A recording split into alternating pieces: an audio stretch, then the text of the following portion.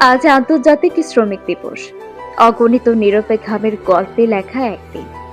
সূর্যের প্রথম আলো ফোটার আগেই যারা জীবনের লড়াইয়ে নেমে পড়ে, সন্ধ্যার ক্লান্ত আধারে যারা ফেরার পথ খুঁজে, তাদের হাতে স্পর্শেই গড়ে ওঠে আমাদের প্রতিটি স্বপ্ন, প্রতিটি শহর, প্রতিটি ভবিষ্যৎ। অথচ এই নির্মাণের নায়করা অনেক সময় থেকে যায় নামহীন, অধিকারহীন। এক ফোঁটা ঘাম যখন মাটিতে পড়ে, সেখানে জন্ম নেয় সভ্যতা। এক মুঠো কষ্ট যখন বুকের ভেতরে জমে, সেখানে লুকিয়ে থাকে হাজারো অপূর্ণ গল্প।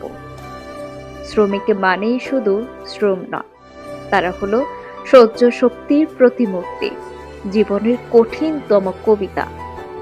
আজকের এই দিনে শুধু শুভেচ্ছা জানালেই কি দায়িত্ব শেষ, নাকি তাদের প্রাপ্য সম্মান, ন্যায্য অধিকার আর একটু মানবিকতা ফিরিয়ে দেওয়ার প্রতিশ্রুতি নেওয়াই আমাদের আসল কর্তব্য?